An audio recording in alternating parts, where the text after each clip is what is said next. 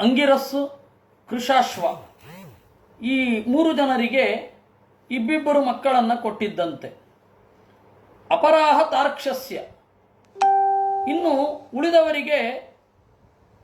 ಉಳಿದವರನ್ನ ತಾರ್ಕ್ಷನಿಗೆ ಕೊಟ್ಟಿದ್ದಾಯ್ತು. ನಾಮಧೇಯಾನ್ಯಮೂಷಾಂ ತ್ವಂ ಸಾಪತ್ಯಾನಾಂ ಚ ಮೇ ಶೃಣು ಯಾಸಾಂ ಪ್ರಸೂತಿ ಪ್ರಭವೈಃ ಲೋಕ ಆಪೂರಿತಾಸ್ತ್ರಯಃ. ಅವರ ಹೆಸರುಗಳನ್ನು ಕೇಳುವಂಥವನಾಗು. ಯಮಧರ್ಮನಿಗೆ ಕೊಟ್ಟ 10 ಮಕ್ಕಳ ಹೆಸರು ಅವರ ಮಕ್ಕಳು.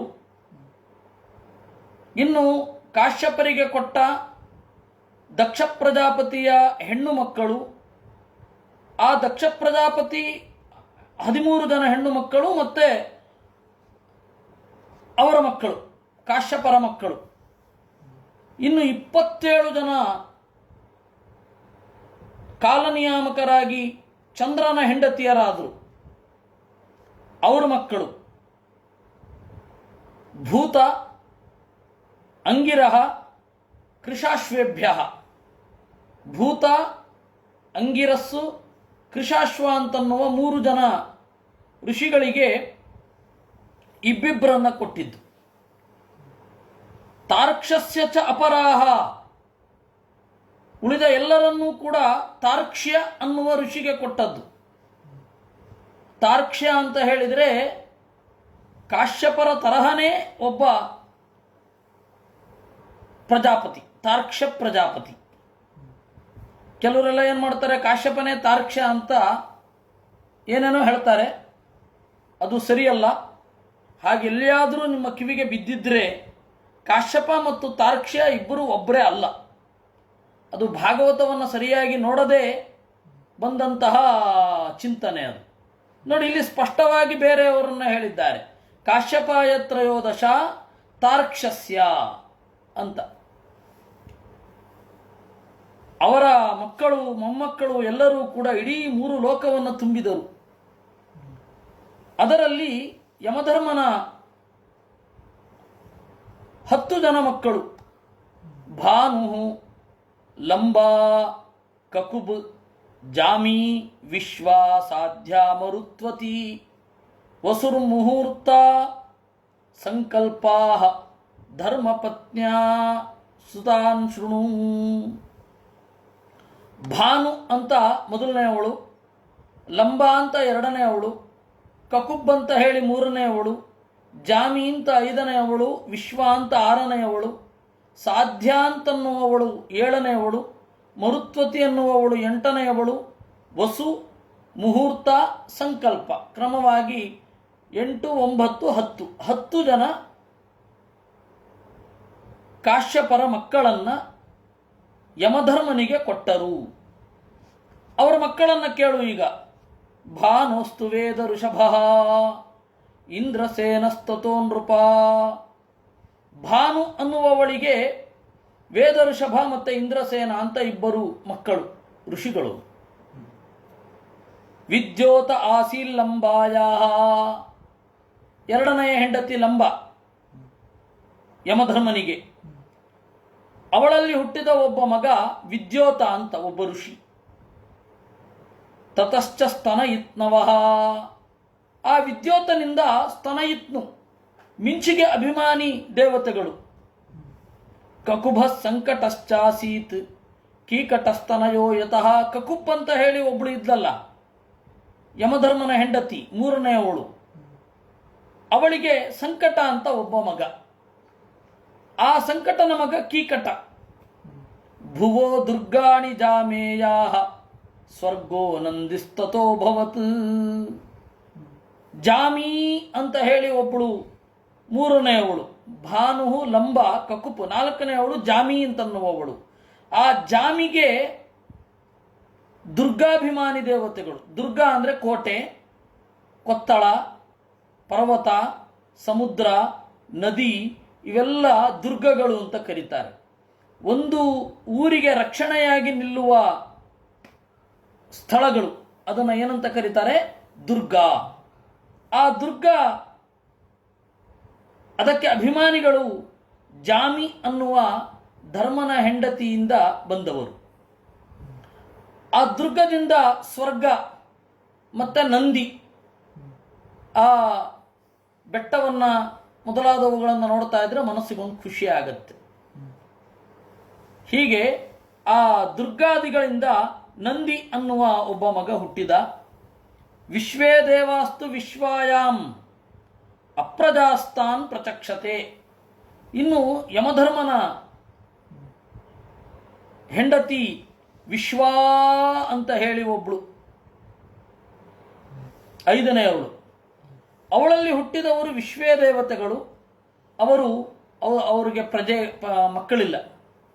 ಆ ವಿಶ್ವೇ ದೇವತೆಗಳೇ ಪಾಂಡವರ ಮಕ್ಕಳಾಗಿಯೂ ಬಂದರು.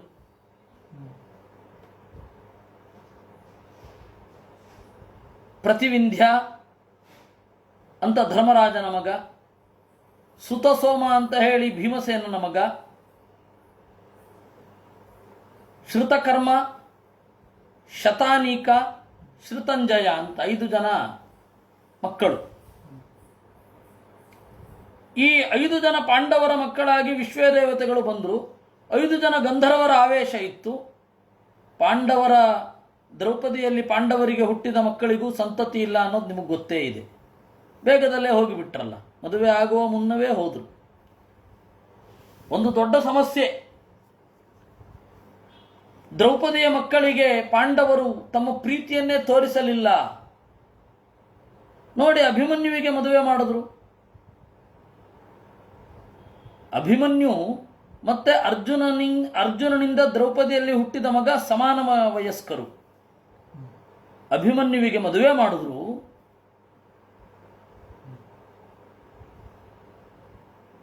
ದ್ರೌಪದಿಯ ಮಕ್ಕಳಿಗೆ ಮದುವೆ ಮಾಡಲಿಲ್ಲ. ಅಭಿಮನ್ಯುವಿನ ಸಂತತಿ ಮುಂದುವರಿತು. ಅಭಿಮನ್ಯುವಿನ ಮಗ ಯಾರು? ಪರೀಕ್ಷಿತ್. ಪರೀಕ್ಷಿತನ ಮಗ ಯಾರು? ಜನಮೇಜಯ. ಹಾಗೆ ಮುಂದುವರಿತು. ನೋಡಿ ಎಂತಹ ಪಕ್ಷಪಾತ ಅಂತ ಅಂದ್ರು ಬಹಳ ಜನ. ಅವ್ರಿಗಿಲ್ಲಿ ಉತ್ತರ ಉಂಟು, ಸರಿಯಾಗಿ ತಿಳಿಯುವವರಿದ್ದರೆ.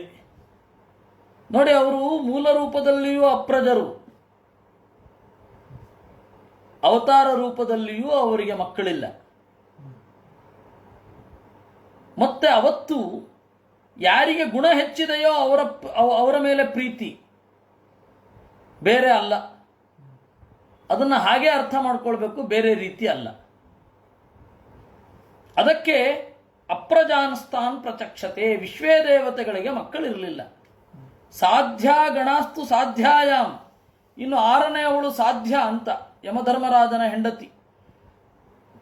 ಅಲ್ಲಿ ಹುಟ್ಟಿದವರು ಸಾಧ್ಯರು.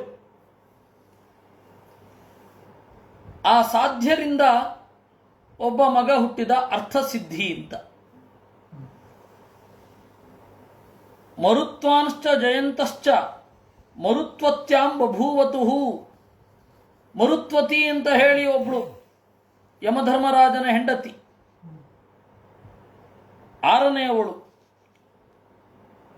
6, 7, 7ನೆಯವಳು. ಆ 7ನೆಯವಳಾದ ಮರುತ್ವತಿಯಲ್ಲಿ ಇಬ್ಬರು ಹುಟ್ಟಿದರು, ಮರುತ್ವಾನ್ ಮತ್ತೆ ಜಯಂತ ಅಂತ. ಜಯಂತೋ ವಾಸುದೇವಾಂಶಃ ಉಪೇಂದ್ರ ಇತಿಯಂ ವಿದುಹು. ಆ ಜಯಂತ ಯಾರು ಅಂತಂದ್ರೆ ಪರಮಾತ್ಮನ ಮಗ. ಮರುತ್ವತಿ ಪರಮಾತ್ಮನೇ ಅವನು. ಮರುತ್ವತಿ ಪುತ್ರ ಉಪೇಂದ್ರಮೇಮಿ. ಮರುತ್ವತಿಯ ಮಗನಾಗಿ ದೇವರು ಅವತಾರ ಮಾಡಿದ್ದ ಸಾಕ್ಷಾತ್. ಅವನು ಉಪೇಂದ್ರ ಆದ. ಒಬ್ಬ ಇಂದ್ರನ ಆಳ್ವಿಕೆಯಲ್ಲಿ ಅವನು ಉಪೇಂದ್ರ ಆಗಿದ್ದ. ಮೌಹೂರ್ತಿಕಾ ದೇವಗಣಾ ಮುಹೂರ್ತಾಯಾಶ್ಚ ಜಗ್ನಿರೇ ಯಥಾ ಫಲಂ ಪ್ರಯಚ್ಛಂತಿ ಭೂತಾನಾಂ ಸ್ವಸ್ವಕಾಲಜಂ. ಇನ್ನು ಮುಹೂರ್ತ ಅಂತ ಒಬ್ಬಳು, 9ನೆಯವಳು. ಅವಳಲ್ಲಿ ಮುಹೂರ್ತಾಭಿಮಾನಿ ದೇವತೆಗಳು ಹುಟ್ಟಿದರು. ಇವತ್ತು ನಾವು ಮಹಾಭಾರತದಲ್ಲಿ, ರಾಮಾಯಣದಲ್ಲಿ ಹೇಳುವ ಮುಹೂರ್ತಗಳು ಎಷ್ಟೋ ಜ್ಯೋತಿಷ್ಶಾಸ್ತ್ರದಲ್ಲಿ ಸಿಗೋದೇ ಇಲ್ಲ. ಮುಹೂರ್ತ ಭಾಸ್ಕರ ಉಂಟು, ಮುಹೂರ್ತ ದರ್ಪಣ ಉಂಟು, ಎಲ್ಲ ಉಂಟು. ಆದರೆ ನಮಗೆ ರಾಮಾಯಣಾದಿಗಳಲ್ಲಿ ಹೇಳಿದ ಮುಹೂರ್ತ ಮತ್ತು ಈಗ ನಮಗೆ ಸಿಗ್ತಾ ಇರತಕ್ಕಂತಹ ಮುಹೂರ್ತ ಮ್ಯಾಚ್ ಆಗೋದಿಲ್ಲ. ಈಗ ಉದಾಹರಣೆಗೆ ಒಂದು ವಿಂದೋ ನಾಮ ಮುಹೂರ್ತೋಯಂ ಯಸ್ಮಿನ್ ನಷ್ಟಂ ಅಂತ ಹೇಳಿದೆ. ವಿಂದ ಅಂತನ್ನುವ ಒಂದು ಮುಹೂರ್ತ, ಅದರಲ್ಲಿ ಅವನು ರಾವಣ ಸೀತೆಯನ್ನು ಎತ್ಕೊಂಡು ಹೋಗಿದ್ದು. ಆ ಮುಹೂರ್ತದಲ್ಲಿ ಕಳೆದು ಹೋದ ವಸ್ತು ಅದರ ಸ್ವಾಮಿಗೆ ಖಂಡಿತವಾಗಿ ಸಿಕ್ಕೇ ಸಿಗುತ್ತೆ. ರಾವಣನಿಗೆ ಅದೆಲ್ಲ ಗಮನ ಇರಲಿಲ್ಲ. ಇವರೆಲ್ಲ ಸುಮ್ಮನೆ ಹೇಳೋದು ಅವನು ಜ್ಯೋತಿಷ, ರಾವಣ ಜ್ಯೋತಿಷ ಅಂತ, ಅವೆಲ್ಲ ಸುಮ್ಮನೆ ಅದು. ಆಮೇಲೆ ಯಜುರ್ವೇದಕ್ಕೆ ರಾವಣ ಭಾಷ್ಯ ಅಂತ ಒಂದುಂಟು. ಅದೇ ರಾವಣ ಮಾಡಿದ್ದಾನೆ ಅಂತ. ರಾವಣ ಅಂತ ಎಷ್ಟು ಜನ ಹೆಸರಿಟ್ಕೊಂಡಿರಲ್ಲ. ನಮ್ಮಲ್ಲಿ ಲಂಕೇಶ್ ಇಂದ್ರಜಿತ್ರಿಲ್ವೇ? ಅವ್ರನ್ನವರು ಅನ್ಲಿಕ್ಕಾಗತ್ತೇನು? ಹಾಗೆ ಯಾರೋ ಒಬ್ಬ ರಾವಣ ಇರ್ತಾರೆ, ಅವರ ಅಭಿಮಾನಿಗಳು. ಯಾರಿಗೂ ಅಭಿಮಾನಿಗಳಿರುವ ಕಾಲ ಇದು. ಎಂತೆಂಥ ಪೆದ್ರಿಗೂ ಮುಟ್ಟಾಳ್ರಿಗೂ ಅಭಿಮಾನಿಗಳಿರ್ತಾರೆ. ಅದು ದೊಡ್ಡ ಸಂಗತಿಯೇ ಅಲ್ಲ. ಆ ತರಹದೊಬ್ಬ ರಾವಣ ಬರೋದು ಯಜುರ್ವೇದ ಭಾಷ್ಯ ಇದೆ. ಏನು ಸ್ವಾರಸ್ಯ ಏನಿಲ್ಲ ಅದರಲ್ಲಿ. ಇಲ್ಲಿ ಯಾಕೆ ಬಂತು ಅಂತಂದ್ರೆ, ಅಲ್ಲಿ ಇರುವ ವಿಂದ ಯಾರು, ಆ ಮುಹೂರ್ತಾಭಿಮಾನಿ ಯಾರು ನಮ್ಗೆ ಗೊತ್ತಿಲ್ಲ. ಈ ತರಹದ್ದಿದೆ. ಮುಂದೆ ನಾವು ಇನ್ನೂ ಅದನ್ನು ಹೆಚ್ಚಾಗಿ ಚಿಂತನೆ ಮಾಡಬೇಕು. ಬಹಳ ಚಿಂತನೆ ಮಾಡಲಿಕ್ಕಿದೆ. ರಾಮಾಯಣ ಮಹಾಭಾರತಗಳ ಅಧ್ಯಯನ ಪೂರ್ಣ ಆಗಿದೆ ಅಂತ ಎದೆತಟ್ಟಿ ಹೇಳಿಕೊಳ್ಳುವವರು ಯಾರೂ ಇಲ್ಲ. ಅನೇಕ ಸಮಸ್ಯೆಗಳು ಉಳಿದು ಹೋಗಿರುತ್ತದೆ. ಕಾಲಾನಂತರ ಕೆಲವು ಆ ಸಮಸ್ಯೆಗಳೆಲ್ಲ ಪರಿಹಾರ ಆಗ್ತಾ ಹೋಗುತ್ತೆ, ಕೆಲವೊಂದೆಲ್ಲ ಪರಿಹಾರ ಆಗೋಲ್ಲ. ಅದನ್ನು ಯಾವ ಕಾಲಕ್ಕೆ ತಿಳಿತೇವೋ ಗೊತ್ತಿಲ್ಲ, ಅದು ದೇವರ ಇಚ್ಛೆ. ಆ ಮುಹೂರ್ತ ಅಭಿಮಾನಿ ದೇವತೆಗಳು ಮುಹೂರ್ತ ಅಂತನ್ನುವವಳಲ್ಲಿ ಹುಟ್ಟಿದರು ಧರ್ಮನಿಗೆ. ಅವರು ಆಯಾ ಕಾಲದಲ್ಲಿ ಉಂಟಾದ ಫಲವನ್ನು ಕೊಡ್ತಾರೆ. ಸಂಕಲ್ಪಾಯಾಶ್ಚ ಸಂಕಲ್ಪ ಕಾಮ ಸಂಕಲ್ಪಜ ಸ್ಮೃತಃ. ಸಂಕಲ್ಪ ಅಂತ ಹೇಳಿ ಯಮಧರ್ಮನ 10ನೆಯ ಹೆಂಡತಿ, ಅವಳಲ್ಲಿ ಹುಟ್ಟಿದವ ಸಂಕಲ್ಪ. ಆ ಸಂಕಲ್ಪನ ಮಗ ಕಾಮ. ಎಲ್ಲರಿಗೂ 9 ಜನ ಮಾತ್ರ ಆಯಿತು. 10ನೇ ಅವ್ರನ್ನ ಹೇಳಲೇ ಇಲ್ವಲ್ಲ, ಯಾಕೆಂದ್ರೆ ಮಧ್ಯದಲ್ಲಿ ವಸುಹು ಅಂತ ಬಂತು. ಅವ್ರ ಮಕ್ಕಳನ್ನು ಹೇಳಲೇ ಇಲ್ಲ. ವಸುರು ಮುಹೂರ್ತ ಸಂಕಲ್ಪ ಧರ್ಮಪತ್ನ್ಯ ಸುತಾನ್ ಶೃಣು. ವಸು ಅಂತನ್ನುವ ಹುಡುಗಿಯ ಮಕ್ಕಳು ಯಾರು ಅಂತ ಹೇಳಲೇ ಇಲ್ಲ ಅಂತ ಕೆಲವ್ರಿಗೆ ಅನ್ನಿಸಿರಬಹುದು. ಅವರು ಜಾಗ್ರತೆಯಾಗಿ ನೋಡಿ ವಸುವಿನ ಮಕ್ಕಳನ್ನು ಹೇಳಲೇ ಇಲ್ಲ, ನೀವು ಮರೆತು ಬಿಟ್ಟಿದ್ದೀರಾ ಅಂತ ಕಮೆಂಟ್ ಬಾಕ್ಸಲ್ಲಿ ಹಾಕುವ ಮೊದಲು ನೋಡಿ ಇಲ್ಲಿ ಬಂದಿದೆ. ವಸವೋಷ್ಟೌ ವಸೋಃ ಪುತ್ರಾಹ ತೇಷಾಂ ನಾಮಾನಿ ಮೇ ಶೃಣು. 8 ಜನ ವಸುಗಳು ಏನಿದ್ದಾರೆ ಅವರು ಈ ವಸು ಅನ್ನುವವಳ ಮಕ್ಕಳು. ಇಲ್ಲಿಗೆ 10 ಜನ ಯಮಧರ್ಮನ ಹೆಂಡತಿಯರು, ಅವರ ಸಂತತಿ. ಆ 8 ವಸುಗಳ ಹೆಸರನ್ನ ಕೇಳು. ದ್ರೋಣ, ಪ್ರಾಣ, ಧ್ರುವ, ಅರ್ಕ, ಅಗ್ನಿ, ದೋಷ, ವಸ್ತು, ವಿಭಾವಸು ಅಂತ. ದ್ರೋಣ ಪ್ರಾಣೋ ಧ್ರುವೋರ್ಕೋಗ್ನಿ ದೋಷೋ ವಸ್ತುರ್ವಿಭಾವಸು. ಅವರ ಸಂತತಿ ಯಾಕೆ ಕಡೆಯಲ್ಲಿ ಯಾಕೆ ಹೇಳಿದ್ದು ಅಂದ್ರೆ ಅವ್ರ ಸಂತತಿ ದೊಡ್ಡದಿದೆ. ಅದಕ್ಕೆ ಸೂಚೀಕಟಾಹನ್ಯಾಯ ಅಂತ ಒಂದು ಟೆಕ್ನಿಕ್ ಬರಹದಲ್ಲಿ ಬಳಸಿಕೊಳ್ಳೋದು, ಹೇಳುವಾಗ ಬಳಸಿಕೊಳ್ಳೋದು. ನೆರೇಷನ್ ಟೆಕ್ನಿಕಲ್ಲಿ ಸೂಚೀಕಟಾಹನ್ಯಾಯ. ಚಿಕ್ಕದಿರೋದು ಮೊದಲೇ ಹೇಳ್ಬಿಡೋದು, ದೊಡ್ಡದಿರೋದನ್ನ ನಂತರ ಹೇಳೋದು. ಹಾಗೆ ಇದು ಅದರಲ್ಲಿ ಹೇಳ್ತಾರೆ, ದ್ರೋಣಸ್ಯಾಭಿಮತೆ ಪತ್ನ್ಯಾ ಹರ್ಷ ಶೋಕ ಭಯಾದಯ. ದ್ರೋಣನಿಗೆ ಅಭಿಮತಿ ಅಂತನ್ನುವ ಹೆಂಡತಿ, ಅದರಲ್ಲಿ ಹರ್ಷ, ಶೋಕ, ಭಯ ಮೊದಲಾದವರು ಹುಟ್ಟಿದರು. ಅಭಿಮಾನದ ಮಕ್ಕಳಲ್ವೇ ಇವರೆಲ್ಲ.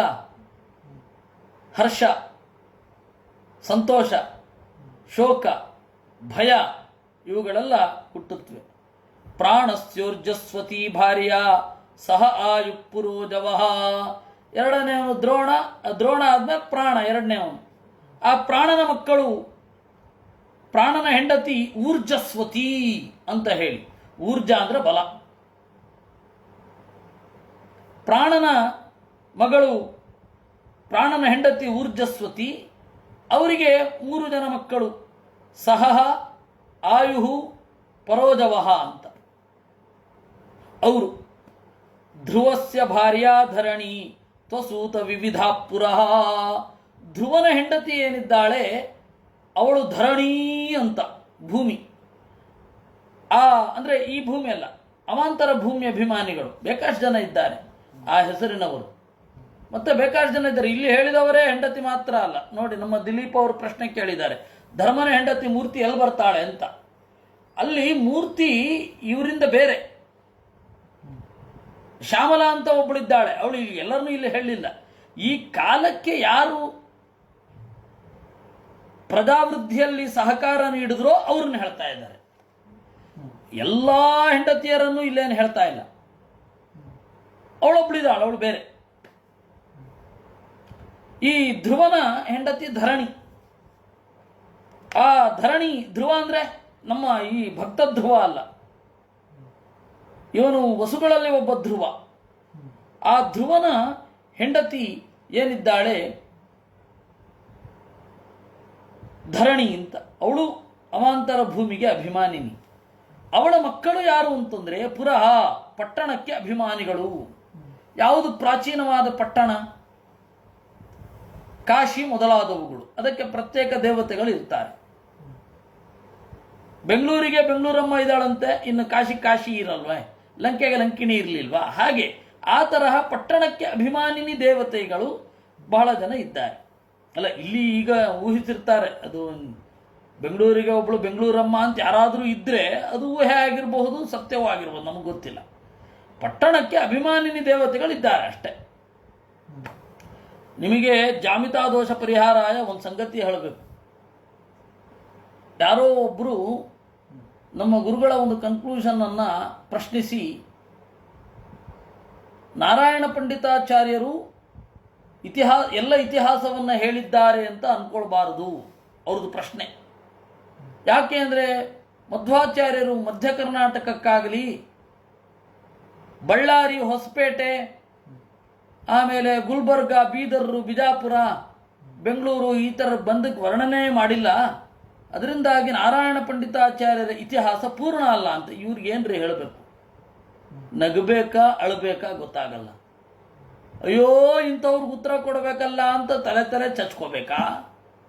ಇವ್ರಿಗೆ ಉತ್ತರ ಕೊಡಬೇಕು ಅಂತ ಹೇಳಿ ಸಿಟ್ಟಿನಿಂದ ಮುಂದುವರಿಬೇಕಾ? ಏನು ಮಾಡ್ಬೇಕು ಹೇಳಿ? ಅವರಿಗೆ ಕಾಮನ್ ಸೆನ್ಸ್ ಇಲ್ಲ. ಆಚಾರ್ಯರು ತಮ್ಮ ಅವತಾರವನ್ನು ಮುಗಿಸಿದ ಮೇಲೆ ವಿಜಯನಗರ ಸಾಮ್ರಾಜ್ಯ ಮತ್ತೆ ಮೈಸೂರು ಸಾಮ್ರಾಜ್ಯ ಶುರು ಆಗಿದ್ದು. ಮೊದಲ ರಾಜ ಯದುವಡಯ ಉತ್ತರದಿಂದ ಬಂದು ಶುರು ಆಗಿದ್ದು. ಆಚಾರ್ಯರು ಹೋಗಿ ಒಂದು 25 ವರ್ಷ ಆದಮೇಲೆ. ಹಕ್ಕಬುಕ್ಕರೆಲ್ಲ ಬಂದದ್ದು ಆಚಾರ್ಯರು ಹೋಗಿ ಒಂದು 20-25 ವರ್ಷ ಆದಮೇಲೆ ಮೊದಲು ಕಂಪ್ಲಿ ಇದ್ದದ್ದು, ಆಮೇಲೆ ಶುರು ಆಗಿದ್ದು. ವಿಜಯನಗರ ಅನ್ನೋ ಹಳೆಯ ಪೇಟೆಯೇ ಶುರು ಆಗಿರಲಿಲ್ಲ ಅಂದ್ರೆ ಹೊಸಪೇಟೆ ಎಲ್ಲಿಂದ ಬರ್ಬೇಕ್ರಿ? ಇನ್ನು ಗುಲ್ಬರ್ಗಕ್ಕೆ ಹೋಗಿಲ್ವಾ, ರಾಯಚೂರಿಗೆ ಹೋಗಿಲ್ವಾ ಅಂದ್ರೆ ನವಾಬರ ಆಡಳಿತ ಎಲ್ಲಿಗೆ ಹೋಗ್ತಾರೆ? ಒಂದು ವೇಳೆ ಹೋಗಿದ್ರು ತೀರಾ ಪ್ರಾಚೀನವಾದ ಊರೇನಲ್ಲ. ಕೇರಳದ ಕಡೆ ಜಾಸ್ತಿ ಹೋಗಿದ್ರು, ಹೌದು, ಅವಾಗಿದ್ರು. ಈಗ ಇಡೀ ಶಿಫ್ಟ್ ಆದ್ರೆ, ಬ್ರಾಹ್ಮಣರೆಲ್ಲ ಬೆಂಗಳೂರಿನಿಂದ ಶಿಫ್ಟ್ ಆದ್ರೆ, ಅವಾಗ ಇವರು ಬೆಂಗಳೂರಲ್ಲಿದ್ರು, ಬೆಂಗಳೂರಲ್ಲಿ ಮಾಡಿದ್ರು ಅಂತ ಹೇಳಿ ಈಗಿನ ಸ್ವಾಮಿಗಳ ವರ್ಣನೆ ಮುಂದೆ ಬರುತ್ತೆ ಅಂತ ಇಟ್ಕೋಣ. ಅವಾಗ ಇಲ್ವೇ ಇಲ್ಲ, ಇಲ್ಲಿ ಬಂದಿದ್ದನ್ನೇ ಹೇಳಲಿಲ್ಲ, ಹೀಗಾಗಿ ಅದು ಚರಿತ್ರೆ ಅಲ್ಲ ಅಂತ ಹೇಳ್ತಾರ. ದೇವರು ಅವರ ತಲೆಯಲ್ಲಿ ಏನನ್ನು ತುಂಬಿದ್ದಾನೋ ದೇವರಿಗೆ ಗೊತ್ತು. ಹೀಗಾಗಿ ದೇವರೇ ರಕ್ಷಣೆ ಮಾಡಬೇಕು. ಪಂಡಿತಾಚಾರ್ಯರು ಪೂರ್ತಿ ಇತಿಹಾಸವನ್ನು ಹೇಳಿದ್ದಾರೆ ಅಂತ ನಾವೇನು ಹೇಳ್ತಾ ಇಲ್ಲ. ತೀರ ಗಮನೀಯವಾದ ಅಂಶಗಳಲ್ಲಿ ಅವರನ್ನು ಒಪ್ಕೊಳ್ಬೇಕು. ಬೇರೆ ಯಾವ ಸೋರ್ಸು ಇಲ್ಲ ಆದ್ದರಿಂದಾಗಿ ಅಂತ ಅಷ್ಟೇ ಹೇಳ್ತಾ ಇರೋದು, ಬೇರೆ ಏನಿಲ್ಲ. ಇನ್ನು ಪ್ರಾಣಸ್ಯ ಊರ್ಜಸ್ವತಿ ಭಾರ್ಯ ಧ್ರುವ, ದ್ರೋಣ, ಪ್ರಾಣ, ಧ್ರುವ. ಅಲ್ಲಿ ಪ್ರಾಣ ಅಂತ ಇದೆಯಲ್ಲ, ಅವನ ಮಗಳು ಅರ್ಕ ಆಯಿತು, ಧ್ರುವಸ್ಯ ಭಾರ್ಯ, ಧ್ರುವ ಅರ್ಕ. ಆ ಅರ್ಕನ ಹೆಂಡತಿ ಚಮಸಾ ಅಂತ. ಅರ್ಕ ಮತ್ತೆ ಚಮಸ ಅಂತನ್ನುವವರ ದಾಂಪತ್ಯದಲ್ಲಿ ತರ್ಷ ಮೊದಲಾದವರು ಹುಟ್ಟಿದರು. ಆಮೇಲೆ ಅಗ್ನಿಯ ಮಗಳು, ಅಗ್ನಿಯ ಹೆಂಡತಿ ಧಾರಾ ಅಂತ. ಅವರ ಸಂತತಿ ದ್ರವಿಣಕ ಮೊದಲಾದವರು. ಇನ್ನು ಸ್ಕಂದಶ್ಚ ಕೃತ್ತಿಕಾ ಪುತ್ರ ಯೇ ವಿಷ ಖಾದಯಸ್ತತಃ. ಈ ಧಾರಾ ಅಂತ ಇದ್ದಾರಲ್ಲ, ಆ ಧಾರಾ ಮೊದಲಾದವರನ್ನು ಕೃತ್ತಿಕಾ ಅಂತ ಕರೆಯೋದು. ಆ ಕೃತ್ತಿಕೆಯರ ಮಗ ಸ್ಕಂದ. ಅಂದರೆ ಅಗ್ನಿ ಏನು ಮಾಡಿದ, ಶಿವನ ರೇತಸ್ಸನ್ನು ತಂದು ಗಂಗೆಯಲ್ಲಿ ಮುಳುಗಿಸಿ ಅದನ್ನು ಅದರ ಪ್ರಧಾನವಾದ ಭಾಗವನ್ನು ಗಂಗೆಯಲ್ಲಿ ಇಟ್ಟು ಅಪ್ರಧಾನವಾದ ಅನೇಕ ಭಾಗಗಳನ್ನು ಭೂಮಿಯಲ್ಲೆಲ್ಲ ಹಾಕಿದ್ದು ಅದು ಗಣಿಯಾಯಿತು. ತಾಮ್ರದ ಗಣಿ, ಬೆಳ್ಳಿಯ ಗಣಿ ಇತ್ಯಾದಿ. ಆ ಪ್ರಧಾನವಾದ ಭಾಗ ಇದೆಲ್ಲ ಗಂಗೆಯಲ್ಲಿ ಹಾಕಿ ಏನಾಯಿತು, ಒಂದು ಮಗು ಬಂತು, 6 ಮೋರೆಯ ಮಗು. ಆ 6 ಮೋರೆಯ ಮಗುವನ್ನು ಕೃತ್ತಿಕೆಯರು ಲಾಲಿಸಿದರು. ಆಗ ಕಾರ್ತಿಕೇಯ ಆದಾಮ, ಕೃತ್ತಿಕೆಯರ ಮಗ. ವಿಶಾಖ ಮೊದಲಾದವರು. ಇನ್ನು ದೋಷ ಅಂತ ಒಬ್ಬ ಇದ್ದಾನಲ್ಲ, ಅಷ್ಟವಸುಗಳಲ್ಲಿ 6ನೆಯವ. ಆ ದೋಷನಿಗೆ ಶರ್ವರಿ ಅಂತ ಒಬ್ಬಳು ಹೆಂಡತಿ. ಅಲ್ಲಿ ಹುಟ್ಟಿದವ ಯಾರು ಗೊತ್ತಾ? ಶಿಂಶುಮಾರ ರೂಪಿ ಪರಮಾತ್ಮ. ಶಿಂಶುಮಾರೋ ಹರೇಕ್ಕಲ. ಅಷ್ಟವಸುಗಳ ಪೈಕಿ ಒಬ್ಬನಾದ ದೋಷನ ಹೆಂಡತಿ ಶರ್ವರಿ. ಆ ಶರ್ವರಿಯಲ್ಲಿ ಹುಟ್ಟಿದ್ದು ಶಿಂಶುಮಾರ. ವಸ್ತೋರಾಂಗಿರತಿ ಪುತ್ರೋ ವಿಶ್ವಕರ್ಮ ಕೃತಿಪತಿ. ವಸ್ತು ಅಂತ 7ನೆಯವ. ಅವನ ಹೆಂಡತಿ ಅಂಗಿರಸರ ಮಗಳು.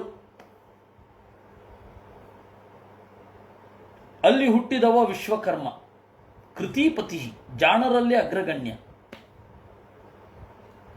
ತಥೋ ಮನುಶ್ಚಾಕ್ಷುಷೋಭೂತ್ ವಿಶ್ವೇಶಾದ್ಯ ಮನೋಸುತಾಹ. ಆ ವಿಶ್ವಕರ್ಮನ ಮಕ್ಕಳು ಚಾಕ್ಷುಷ ಮನು ಮತ್ತೆ ಮೊದಲಾದವರು.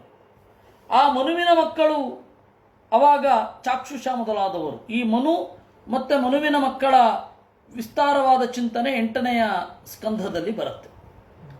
ಇದಾದ ಮೇಲೆ ವಿಭಾವಸೋ ರಸೂತೋಷ ವ್ಯುಷ್ಟಿಂ ರೋಚಿಷ ಮಾತಪ್ಪಂ ಪಂಚಯಾಮೋತ ಭೂತಾನಿ ಏನ ಜಾಗೃತಿ ಕರ್ಮಸು. ಕಡೇಯವ ವಿಭಾವಸು. ಆ ವಿಭಾವಸುವಿನ ಹೆಂಡತಿ ಉಷಾ ಅಂತ ಇಬ್ಬರಿದ್ದಾರೆ. ಅಶ್ವಿದೇವತೆಗಳ ಹೆಂಡತಿ ಒಬ್ಬಳು ಉಷಸ್ಸಿದ್ದಾಳೆ, ಅವಳು ಉಷಾಹ, ಉಷಸೌ ಉಷಸಃ. ಇನ್ನು ಉಷಾ ಅಂತ ರಮಾಶಬ್ದ ಥರ ನಡೆಸೋದು, ಅವಳು ಇವಳು. ವಿಭಾವಸುವಿನ ಹೆಂಡತಿ ಉಷಾ. ಇದನ್ನು ನಡೆಸೋದು ಹೇಗೆ? ಶಬ್ದವನ್ನ ರಮಾಶಬ್ದ ತರಹ, ಉಷಾ, ಉಷೇ, ಉಷಾಹ ಅಂತ.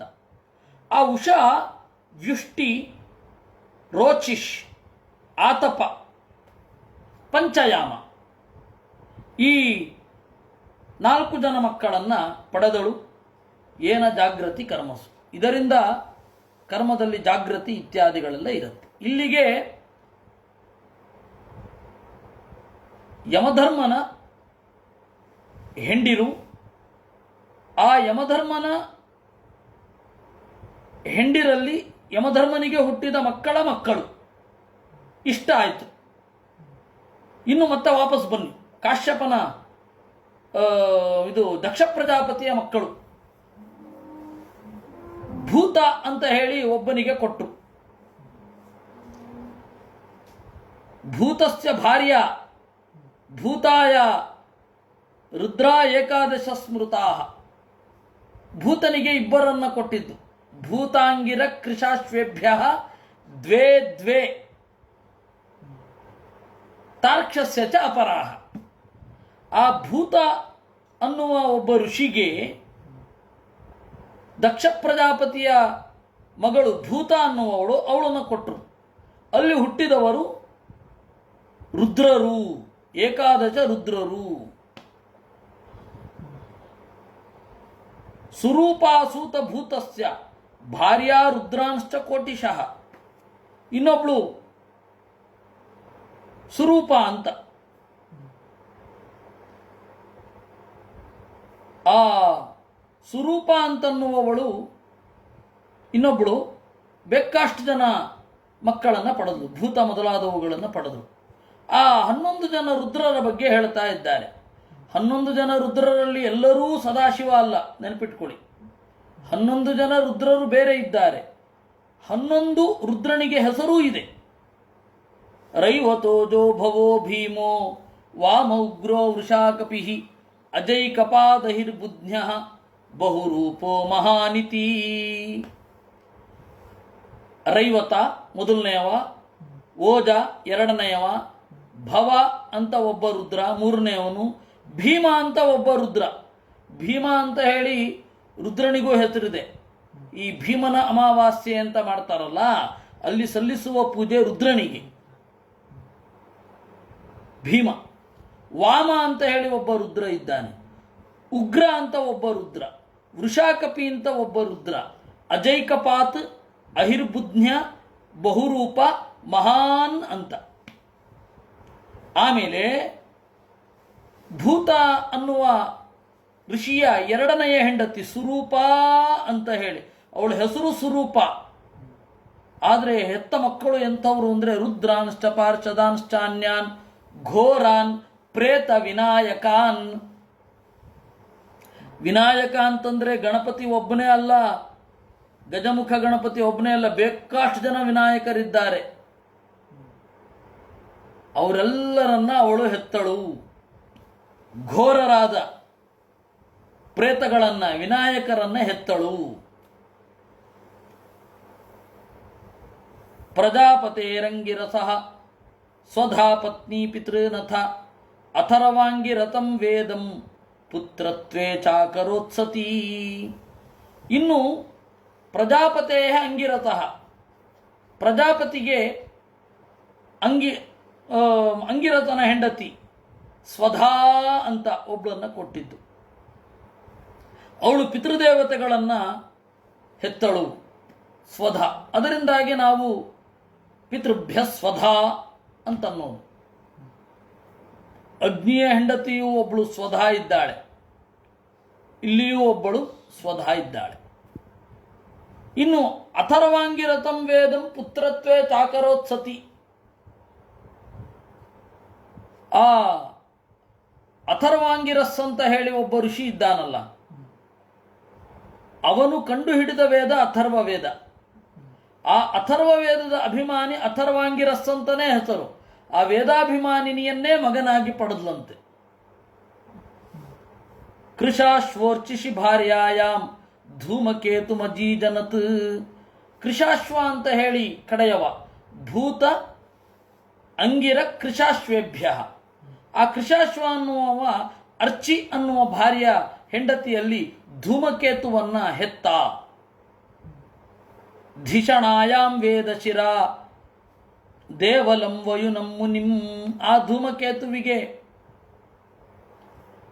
ಜನನ ಆಯ್ತಲ್ಲ, ಕೃಶಾಶ್ವನಿಗೆ ಇನ್ನೊಬ್ಬಳು ಹೆಂಡತಿ ಧಿಷಣ ಅಂತ. ಅದರಲ್ಲಿ ವೇದಶಿರ, ದೇವಲ, ವಯುನ, ಮನು ಈ ಮಕ್ಕಳನ್ನು ಪಡೆದದ್ದು. ತಾರ್ಕ್ಷ್ಯಸ್ಯ ವಿನತಾ ಕದ್ರೂಹು ಪತಂಗಿ ಯಾಮಿನಿ ಇತಿ. ತಾರ್ಕ್ಷ್ಯರೇನಿದ್ದಾರೆ, ತಾರ್ಕ್ಷ್ಯ ಅನ್ನುವ ರುಚಿಗಳಿಗೆ ವಿನತಾ ಕದ್ರು ಪತಂಗಿ ಯಾಮಿನಿ ಅಂತ. ಇದು ಕಲ್ಪಾಂತರದಲ್ಲಿ ಇರುವಂಥದ್ದು. ಆ ತಾರ್ಕ್ಷ್ಯರಿಗೆ ವಿನತಾ ಅಂತ ಹೆಂಡತಿ, ಸ್ವಯಂಭೂ ಮನ್ವಂತರದಲ್ಲಿ ಇದು. ಆಮೇಲೆ ಕದ್ರು, ಪತಂಗಿ, ಯಾಮಿನಿ ಅಂತ. ಅದರಲ್ಲಿ ಪತಂಗಿ ಎನ್ನುವವಳು ಹಕ್ಕಿಗಳನ್ನು ಹೆತ್ತಳು. ಯಾಮಿನಿ ಶಲಭಾನ್. ಯಾಮಿನಿ ಎನ್ನುವವಳು ಮಿಡತೆ ಹಾತೆ ಮೊದಲಾದವುಗಳನ್ನು ಮಕ್ಕಳಾಗಿ ಪಡೆದಳು. ವಿನತಾ ಸೂತ ಗರುಡಂ ಸಾಕ್ಷಾತ್ ಯಜ್ಞೇಶ ವಾಹನಂ. ವಿನತ ಅನ್ನುವವಳು ಗರುಡನನ್ನು ಪಡೆದಳು. ಗರುಡ ಯಾರು? ಯಜ್ಞೇಶ ವಾಹನ, ಪರಮಾತ್ಮನ ಗಾಡಿ. ನಮ್ಮ ಗುರುಗಳದ್ದು ಚಂದದ ಅನುವಾದ ಒಂದುಂಟು, ಗರುಡ ಮುಗಿಲ ಗಾಡಿ ಅಂತ. ಮಂಗಳಾಷ್ಟಕವನ್ನು ಅನುವಾದ ಮಾಡಬೇಕಾದ್ರೆ ಸೊಗದೆಂಟು ಸೊಲ್ಲುಗಳು. ಆ ಟೈಟಲ್ನ ಕೂಡ ಕನ್ನಡ ಅನುವಾದ ಮಾಡೋದು ಅನ್ನೋ ಒಂದು ಪರಂಪರೆ ಶುರು ಆಗಿದ್ದೇ ನಮ್ಮ ಗುರುಗಳಿಂದ. ಅಲ್ಲಿ ತನಕ ಟೈಟಲನ್ನು ಕನ್ನಡಿಸಬಹುದು ಅಂತ ಅಂದರೆ, ಟೈಟಲಿನ ಕನ್ನಡ ಅನುವಾದ ಅಂದರೆ ಭಾಗವತ ಅಂತಿದ್ರೆ ಭಾಗವತವು ಅದು ಕನ್ನಡ ಅನುವಾದ. ಒಂದು ಕಾಲದಲ್ಲಿ ಇದ್ದದ್ದು. ಅಂದರೆ ಅನೇಕ ಬದಲಾವಣೆಗಳಾಗಿ ಬಂದದ್ದು ಬಿಡಿ. ಅವಾಗ ಬಾಸೆಲ್ ಮಿಷನ್ ಅವರು ಮೊದಲು ಬೈಬಲ್ನ ಕನ್ನಡ ಅನುವಾದ ಮಾಡಿದ್ರು.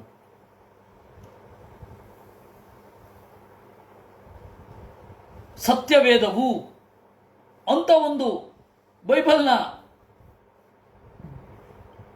ಧರ್ಮ ವಿಚಾರ ಮೀಮಾಂಸಾ ಯಾವುದಪ್ಪ ಇದು ಅಂತ ನೋಡಿದ್ರೆ, ನೀವು ಹಳೆಯ ಪುಸ್ತಕ ನೋಡಿದ್ರೆ, ಓಲ್ಡ್ ಬ್ರಿಟಿಷ್ ಲೈಬ್ರರಿಯಲ್ಲಿ ಇರತಕ್ಕಂತಹ ಒಂದು ಪುಸ್ತಕ ನೋಡಿದ್ರೆ ಧರ್ಮ ವಿಚಾರ ಮೀಮಾಂಸಾ ಯಾರೋ ಬರೆದಿರೋದನ್ನು ನೋಡಿದ್ರೆ ಬೈಬಲ್ ಅದು ಹೀಗಿದೆ. ಅವರು ಮೊದಲು ಅನುವಾದ ಮಾಡ್ತಾ ಇದ್ದದ್ದು ಹಾಗೆ. ಸ್ನಾನಪ್ಪ ಯಾರಪ್ಪ ಅಂತಂದ್ರೆ ಬ್ಯಾಪ್ಟಿಸ್ಟ್ ರೀ ಪ್ರಸಾದಪ್ಪನವರು, ಯಾರು ಮಿಸ್ಟರ್ ಬೂನ್ ಅವರು ಅನುವಾದ ಮಾಡಿದ್ದು ಮೊದಲು. ಅವಾಗೆಲ್ಲ ಬದಲಾವಣೆ ನಿರಂತರವಾಗಿ ಆಗ್ತಾ ಬೇರೆ ಬೇರೆ ಪ್ರಯೋಗಗಳಾಗ್ತಾ ಬಂದು ಕ್ರಿಶ್ಚಿಯನ್ನರಿಗೆ ತಮ್ಮ ಮತಧರ್ಮವನ್ನು ಪ್ರಸಾರ ಮಾಡಬೇಕು ಅಂತ ಹೇಳಿ ಅವರು ಅಚ್ಚುಕೂಟವನ್ನು ಸ್ಥಾಪನೆ ಮಾಡಿದ್ದು. ಅಚ್ಚುಕೂಟ ಅವಾಗ 1890 ಹಾಗೆ ಒಂದೇ ಅಚ್ಚುಕೂಟ ಇಡೀ ದಕ್ಷಿಣ ಭಾರತ ಇದ್ದದ್ದು. 1800ರ ಶತಕದಲ್ಲಿ ಇದ್ದದ್ದು ಮುಂಬೈನಲ್ಲಿ.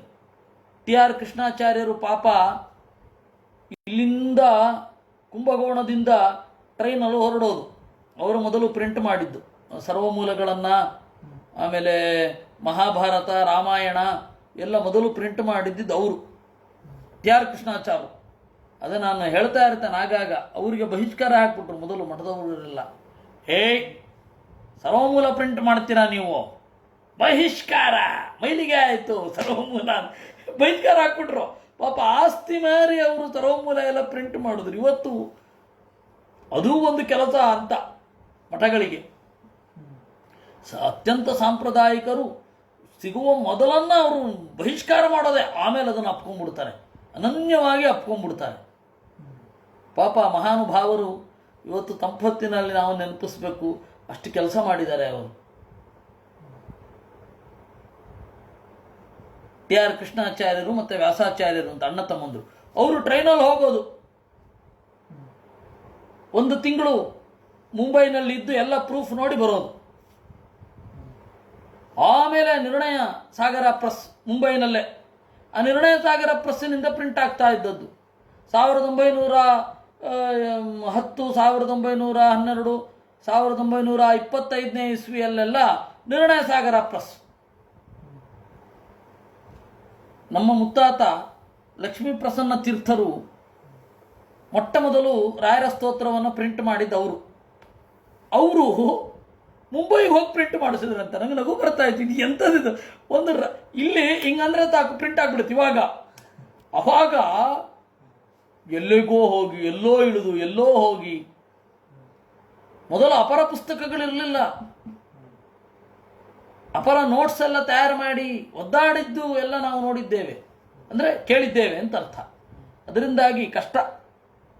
ಅಂತಹ ಕಾಲದಿಂದ ಇಂತಹ ಕಾಲಕ್ಕೆ ನಾವು ಬಂದು ನಿಂತಿದ್ದೀವಿ.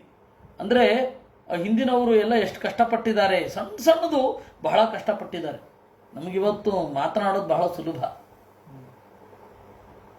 ಇರಲಿ, ಯಾಕೆ ಬಂತು ಅಂದರೆ ನೋಡಿ, ಆ ಕಾಲದಿಂದ ಈ ಕಾಲದವರೆಗೂ ಬಂದಿದ್ದೀವಿ. ನಿಮ್ಮ ಮುಖ ನಾನು ನೋಡ್ತಾ ಇಲ್ಲ, ನನ್ನ ಮುಖ ನೀವು ನೋಡ್ತಾ ಇದ್ದೀರಾ. ಅದು ನೇರ ಅಲ್ಲ, ಪ್ರತಿಕೃತಿ. ನಾವು ನಿಮ್ಮನ್ನು ಊಹಿಸ್ಕೊಳ್ತಾ ಇರೋದು ಇಲ್ಲಿರುವವರನ್ನೆಲ್ಲ. ಯಾರ್ಯಾರು ಕೇಳ್ತಾ ಕೂತಿದ್ದಾರೆ ಗೊತ್ತಿಲ್ಲ. ಈ ಕಾಲಕ್ಕೆ ಬಂದು ನಿಂತಿದ್ದೀವಿ. ಆ ಕಾಲದಿಂದ ಈ ಕಾಲಕ್ಕೆ ಕಾಲ ನಿಯಾಮಕ ಬಹಳ ವಿಚಿತ್ರ ಕ್ರಿಯೆಗಳನ್ನು ತೋರ್ತಾನೆ. ಯಾಕೆ ಬಂತು ಇದೆಲ್ಲ ಅಂತ ಹೇಳಿದರೆ, ಯಜ್ಞೇಶ ವಾಹನ ದೇವರ ಗಾಡಿ, ಮುಗಿಲ ಗಾಡಿ ಅಂತ ಅನುವಾದ ಭಾಷೆಗಳ ಬಳಕೆ ಹೇಗೆ ಬಂತು ಅಂತ ಅನ್ನೋದಕ್ಕೆ ಇದೆಲ್ಲ ಬಂತು. ಆ ತರಹದ ಯಜ್ಞೇಶ ವಾಹನನಾದ ಗರುಡನನ್ನ ವಿನತೆ ಹೆತ್ತಳು. ಆಮೇಲೆ ಸೂರ್ಯ ಸೂತ ಮನೂರುಂಚ, ಸೂರ್ಯನ ಸಾರಥಿ ಅನೂರು, ತೊಡೆಯಿಲ್ಲದ ಅರುಣ, ಅವನನ್ನ ಹೆತ್ತಳು. ಕದ್ರು ಅನೇಕ ನಾಗರನ್ನ ಹೆತ್ತಳು. ಕೃತ್ತಿಕಾದೀನಿ ನಕ್ಷತ್ರಾಣಿ ಇಂದೋ ಪತ್ನ್ಯಸ್ತು ಭಾರತ ದಕ್ಷಶಾಪಾತ್ ಸೋನಪತ್ಯ ತಾಸು ಯಕ್ಷ್ಮ ಗ್ರಹಾರ್ಧಿತ.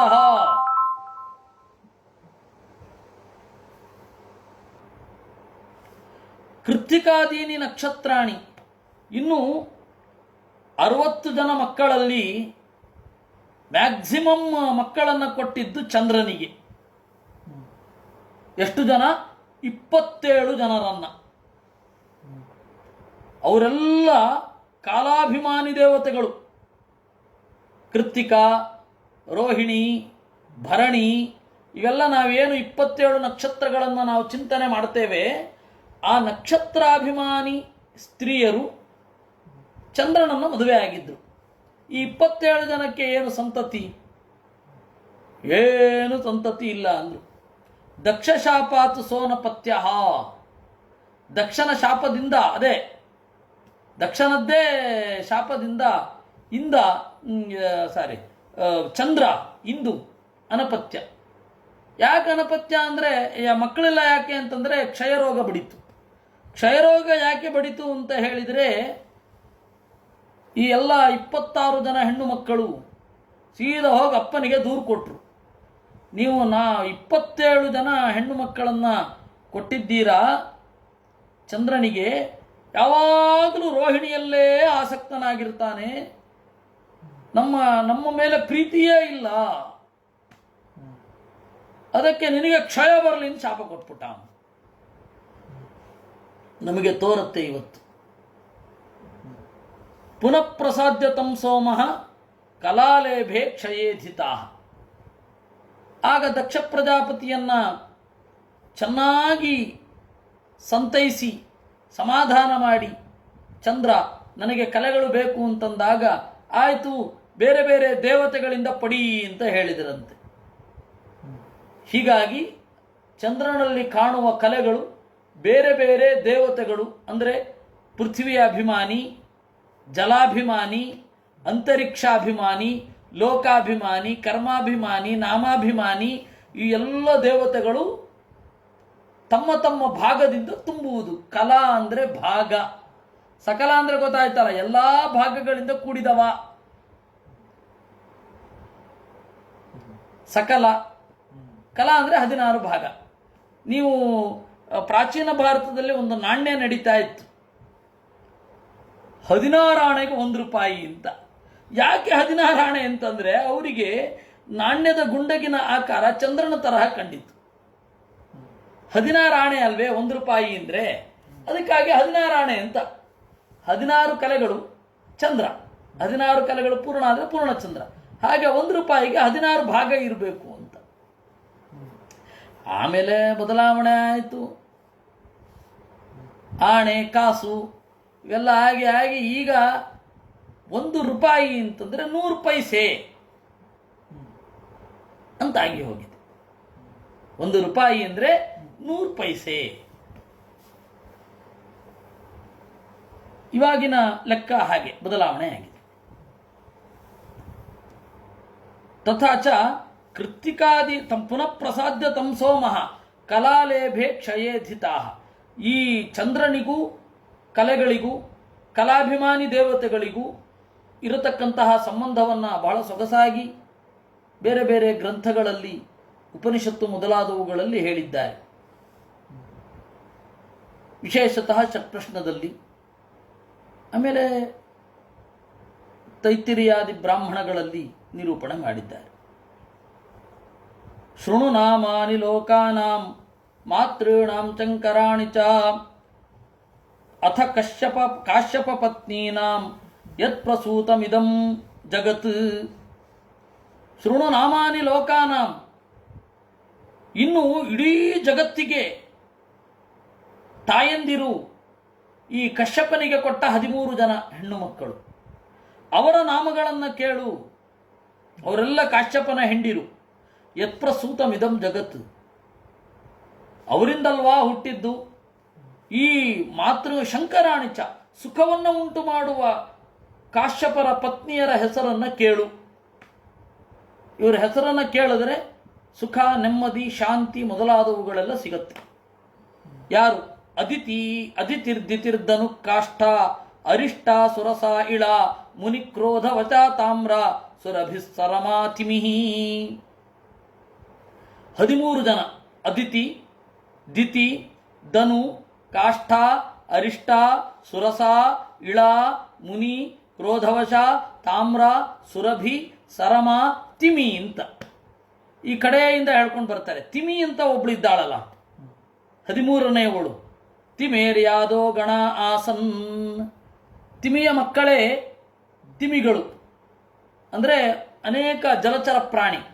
ಆ ಒಂದು ತಿಮಿ ಅಂತನ್ನುವ ದೊಡ್ಡ ಮೀನನ್ನು ನುಂಗುವ ದೊಡ್ಡ ಪ್ರಾಣಿಯನ್ನು ತಿಮಿಂಗಿಲ ಅನ್ನೋದು. ಇಂಗ್ಲಿಷಿನಲ್ಲಿ ವೇಲ್ ಅಂತ ಹೇಳ್ತಾರಲ್ಲ, ಆ ವೇಲ್ಗೂ ತಿಮಿಂಗಿಲಕ್ಕೂ ಅರ್ಥಾತ್ ಸಂಬಂಧ ಇಲ್ಲ. ಈ ಮೀನು ಆ ತಿಮಿ ಅಂತನ್ನುವ ಮೀನನ್ನು ನುಂಗತ್ತಾ ಇಲ್ವಾ ನಮ್ಗೆ ಗೊತ್ತಿಲ್ಲ. ಆದರೆ ಅದನ್ನು ನಾವು ಸಂಕೇತ ಮಾಡಿಟ್ಕೊಂಡಿದ್ದೀವಿ, ತಿಮಿಂಗಿಲ ಅಂತ ಒಂದಿದೆ. ಪ್ರಾಯ ಈ ವೇಳೆ ಆ ತಿಮಿಂಗಿಲ ಇರಬಹುದು ಅಂತ. ತಿಮಿಯಿಂದ ಎಲ್ಲ ಜಲಚರ ಪ್ರಾಣಿಗಳು ಹುಟ್ಟಿದವು. ಶ್ವಾಪದ ಸರಮಾಸುತಾಹ. ಇನ್ನು ನಾಯಿ ಮೊದಲಾದವುಗಳು, ನಾಯಿಗೆ ಸಮಾನವಾದ ಪ್ರಾಣಿಗಳೆಲ್ಲ ಸರಮೆಯ ಮಕ್ಕಳು. ಅದಕ್ಕೆ ನಾಯಿಯನ್ನು ಸಾರಮೇಯ ಅಂತ ಕರೀತಾರೆ. ಸರಮ ಅಂತನ್ನುವ ದೇವಶುನಿಯ ಮಗಳು ಅಥವಾ ಸಂತತಿಯಲ್ಲಿ ಬಂದದ್ದು ಸಾರಮೇಯ. ಸುರಭೇರ್ ಮಹಿಷಾಗಾವಹ. ಸುರಭಿ ಅಂತ ಇದ್ದಾಳಲ್ಲ, ಅವಳಿಂದ ಎಮ್ಮೆಗಳು ಮತ್ತು ಹಸುಗಳು ಬಂದವು. 2 ಗೊರಸಿನ ಯಾವ ಪ್ರಾಣಿಗಳಿದ್ರೂ ಅದು ಸುರಭಿಯ ಮಕ್ಕಳೇ. ತಾಮ್ರಾಯ ಶೇನ ಗೃಧ್ರಾದ್ಯಾ ಮುನೇರಪ್ಸರತಾಂ ಗಣಾ. ತಾಮ್ರ ಅಂತ ಒಬ್ಳಿದ್ದಳು, ಕಾಶ್ಯಪರ ಹೆಂಡತಿ. ಅವಳಿಗೆ 2 ಮಕ್ಕಳು, 2 ತರಹದ ಮಕ್ಕಳು, ಇಬ್ಬರಲ್ಲ. ಶೇನ ಅಂದರೆ ಗಿಡುಗ, ಗೃಧ್ರ ಅಂದರೆ ಹದ್ದು. ಮುನೇರಪ್ಸರತಾಂ ಗಣಾ. ಕಾಶ್ಯಪರ ಹೆಂಡತಿ ಮುನಿ ಅಂತ ಏನಿದ್ಲು, ಅವಳಿಗೆ ಅಪ್ಸರೆಯರು ಮಕ್ಕಳು. ದಂದಶೂಕಾದಯ ಸರ್ಪಾ ರಾಜನ್ ಕ್ರೋಧವಶಾತ್ಮಜಾ. ಕ್ರೋಧವಶಾ ಅಂತನ್ನುವ ಒಬ್ಬಳು ಇದ್ದಾಳೆ, ಕಾಶ್ಯಪರ ಹೆಂಡತಿ. ಅವರ ಮಕ್ಕಳು ದಂದಶೂಕ, ಚೇಳು, ಮಂಡ್ರಗಪ್ಪೆ, ಇವರೆಲ್ಲ ಅವಳು ಕ್ರೋಧವಶರ ಮಕ್ಕಳು. ಇಳಾಯ ಭೂರುಹಸ್ಸರ್ವೇ ಯಾತು ಧಾನಾಶ್ಚತೌರತಾಹ. ಇಳೆಯ ಮಕ್ಕಳು ಇಳ ಅಂತ ಹೇಳಿ ಒಬ್ಳು ಕಾಶ್ಯಪರ ಹೆಂಡತಿ, ಅವಳ ಮಕ್ಕಳೆಲ್ಲ ಮರಗಳು. ಸುರಸೆಯ ಮಕ್ಕಳು ಯಾತುಧಾನರು. ಅರಿಷ್ಟಾಯಾಂತು ಗಂಧರ್ವಾಹ. ಅರಿಷ್ಟ ಅನ್ನುವವಳಲ್ಲಿ ಗಂಧರ್ವರು. ಕಾಷ್ಠಾಯಾಂ ದ್ವಿಷಫೇತರಾಹ. ಇನ್ನು 1 ಗೊರಸಿರುವ ಪ್ರಾಣಿಗಳೆಲ್ಲ ಕಾಷ್ಠ ಅನ್ನುವವಳ ಮಕ್ಕಳು. ಅಯೋಮುಖ, ಶಂಕುಶಿರ, ಸ್ವರ್ಭಾನು, ಕಪಿಲ, ಅರುಣ, ಪುಲೋಮ, ಇವರೆಲ್ಲ ಧನುವಿನ ಮಕ್ಕಳು. ಸುತ ಧನೋ ರೇಖ ಷಷ್ಠಿ. 61 ಜನ ಧನುವಿನ ಮಕ್ಕಳು. ಅವರೆಲ್ಲರೂ ದಾನವರು. ದಾನವರು ಮತ್ತು ದೈತ್ಯರನ್ನು ಕನ್ಫ್ಯೂಸ್ ಮಾಡಿಕೊಂಡು ಒಂದಕ್ಕೊಂದು ಬೆರೆಸಿಕೊಂಡು ಹೇಳ್ಬಿಡ್ತಾ ಇದ್ದೀವಿ ನಾವು. ಹಾಗಲ್ಲ, ಧನುವಿನ ಮಕ್ಕಳು ದಾನವರು, ದ್ವಿತೀಯ ಮಕ್ಕಳು ದೈತ್ಯರು. ಆ ಧನುವಿನ 61 ಜನ ಮಕ್ಕಳು, ಅವ್ರನ್ನ ಹೇಳ್ತಾ ಇದ್ದೇನೆ ಕೇಳು. ದ್ವಿಮೂರ್ಧ, ಶಂಬರ, ಅರಿಷ್ಟ, ಹಯಗ್ರೀವ, ವಿಭಾವಸು, ಅಯೋಮುಖ, ಶಂಕುಶಿರಾ, ಸ್ವರ್ಭಾನು, ಕಪಿಲ, ಅರುಣ, ಪುಲೋಮ, ವೃಷಪರ್ವಾಚ, ಏಕಚಕ್ರೋನುತಾಪನಃ ಧೂಮ್ರಕೇಶಃ ವಿರೂಪಾಕ್ಷಃ ವಿಪ್ರಚಿತ್ತಿ, ಇವನೇ ಜರಾಸಂಧ ಆಗುವುದು. ದುರ್ಜಯ, ಇವಿಷ್ಟು. ಅಲ್ಲಿ ಸ್ವರ್ಭಾನು ಅಂತ ಒಬ್ಬ ಮಗ ಇದ್ದಾನಲ್ಲ, ಅವನು ಸುಪ್ರಭಾ ಅಂತ ಹೇಳಿ ಒಬ್ಬ ಮಗಳನ್ನು ಪಡೆದ. ಸ್ವರ್ಭಾನುವಿನ ಮಗಳು ಸುಪ್ರಭಾ, ಅವಳನ್ನು ಮದುವೆ ಆದವ ನಮುಚಿ. ಆ ನಮುಚಿಯನ್ನೇ ಇಂದ್ರ ಕೊಂದದ್ದು. ವೃಷಪರವಣಸ್ತು ಶರ್ಮಿಷ್ಠಾಂ ಯಯಾತಿ ನಾಹುಶೋಬಲಿ. ವೃಷಪರವನ ಮಗಳು ಶರ್ಮಿಷ್ಠ, ಅವಳನ್ನು ನಹುಶನ ಮಗ ಯಯಾತಿ ಮದುವೆ ಆದ. ವೈಶ್ವಾನರ ಸುತಾಯಾಶ್ಚ ಚತಸ್ರಶ್ಚಾರುದರ್ಶನಾ. ವೈಶ್ವಾನರನ ಮಕ್ಕಳು ಉಪದಾನವಿ, ಹಯಶಿರ, ಪುಲೋಮ, ಕಾಲಕ ಅಂತ. ಈ ಉಪದಾನವಿ ಅಂತ ಮೊದಲನೇ ಮಗಳಿದ್ದಾಳಲ್ಲ, ಅವಳನ್ನು ಮದುವೆಯಾಗಿದ್ದು ಯಾರು ಗೊತ್ತಾ? ಹಿರಣ್ಯಾಕ್ಷ. ಹಿರಣ್ಯಾಕ್ಷನ ಮಗ, ಹಿರಣ್ಯಾಕ್ಷನ ಹೆಂಡತಿ ಅವಳು. ಆಮೇಲೆ ಹಯಶಿರ ಅಂತ, ಕ್ರತು ಅಂತ ಒಬ್ಬ ರಾಕ್ಷಸ ಮದುವೆ ಆದ. ಪುಲೋಮ ಮತ್ತು ಕಾಲಕ ಅವರಿಬ್ಬರನ್ನ ಕಾಶ್ಯಪರೇ ಮದುವೆ ಆಗಿದ್ದು. ಆ ಕಾಶ್ಯಪರಿಗೆ ಇಬ್ಬರು ಮಕ್ಕಳು. ಕಾಶ್ಯಪರು ಅದೇ ದೇವತೆಗಳು, ನಿತ್ಯ ದಾಂಪತ್ಯ, ಅದೆಲ್ಲ ನಿಮಗೆ ಐಡಿಯಾ ಬರುತ್ತೆ. ಅಂದಾಗಿ ಮೊಮ್ಮಕ್ಕಳನ್ನೇ ಹೆಂಗೆ ಮದುವೆ ಆದ ಅಂತ ಎಲ್ಲ ಕೇಳಬೇಡಿ. ಬ್ರಹ್ಮದೇವರು ಆಜ್ಞೆ ಮಾಡಿದ್ರು ಮದುವೆ ಆದ ಅಷ್ಟೇ. ನೋಡಿ, ಇಲ್ಲಿರೋದಷ್ಟೇ. ಬ್ರಹ್ಮಚೋದಿತ, ಅವರಲ್ಲಿ ಭೀಕರವಾದ ಇಬ್ಬರು ಮಕ್ಕಳು, ಪೌಲೋಮರು, ಕಾಲಕೇಯರು ಅಂತ. ಅವರು ಕೆಲಸ ಏನು ಅಂದರೆ ಯುದ್ಧ ಚಾಲಿನ ಅವಾರ್ಮಾಂಗರಸ್, ಬರೇ ಯುದ್ಧ ಮಾಡ್ತಾ ಇರ್ತಾರೆ. ತಯೋಷಷ್ಟಿ ಸಹಸ್ರಾಣಿ ಯಜ್ಞಜ್ಞಾನಸ್ಥೆ ಪಿತಾ ಜಘಾನ ಸ್ವರ್ಗತೋ ರಾಜನ್ ಏಕ ಇಂದ್ರ ಪ್ರಿಯಂಕರ. ಅವರು 60,000 ಜನ ಪೌಲೋಮರು, ಕಾಲಕೇಯರು. ಅವರನ್ನ ನಿನ್ನ ತಾತ ಅರ್ಜುನನೇ ಕೊಂದದ್ದು ಕಣಯ್ಯ ಅಂತ ಪರೀಕ್ಷಿತ್ ರಾಜನಿಗೆ ಹೇಳ್ತಾ ಇದ್ದಾರೆ. ಪರೀಕ್ಷಿತನ ಅಪ್ಪ ಅಭಿಮನ್ಯು, ಅಭಿಮನ್ಯುವಿನ ಅಪ್ಪ ಅರ್ಜುನ. ಅವನು ವನವಾಸದಲ್ಲಿದ್ದಾಗ ಅಸ್ತ್ರಗಳನ್ನು ಕರೀಲಿಕ್ಕೆ ಇಂದ್ರಲೋಕಕ್ಕೆ ಹೋದ, ಅವಾಗ ಕೊಂದದ್ದು ಅಂತ. ವಿಪ್ರಚಿತ್ತಿ ಸಿಂಹಿಕಾ ಅಂತನ್ನುವ ಹೆಣ್ಣಿನಲ್ಲಿ 101 ಜನ ಮಕ್ಕಳನ್ನು ಪಡೆದ. ಅದರಲ್ಲಿ ರಾಹು ಮೊದಲನೆಯವನು, ಕೇತು ಉಳಿದ 100 ಮಕ್ಕಳಿಗೂ ಕೂಡ ಕೇತು ಅಂತ ಹೆಸರು. ಅವರಿಬ್ಬರಲ್ಲಿ ದೇವತೆಗಳು ಆವಿಷ್ಟರಾಗಿದ್ದಾರೆ. ಅದರಿಂದಾಗಿ ಅವರಿಗೆ ನವಗ್ರಹದಲ್ಲಿ ಪೂಜೆ. ರಾಹುಜ್ಯೇಷ್ಠಂ ಕೇತುಶತಂ ಗ್ರಹತ್ವಂ ಯೇ ಉಪಾಗತಾಹ. ಯಾರು? ವಿಪ್ರಚಿತ್ತಿಯ ಮಕ್ಕಳು, ವಸ್ತುತಃ ದೈತ್ಯರವರು. ಆದರೆ ದೇವತೆಗಳ ಆವೇಶ ಇದೆ, ಆದ್ದರಿಂದಾಗಿ ಅವರಿಗೆ ಪೂಜೆ ಇದೆ. ಇವ್ರನ್ನ ವೇದದಲ್ಲಿ ಹುಡುಕೋ ಸಾಹಸ ದಯವಿಟ್ಟು ಮಾಡಬೇಡಿ. ಕೇತುಂ ಕೃಣ್ವನ್ನ ಕೇತವೇ ಪೇತೋ ಮರ್ಯ ಅಪೇತತೆ ಸಮುಷದ್ಭಿರಜಾಯಥಾಹ. ಅದು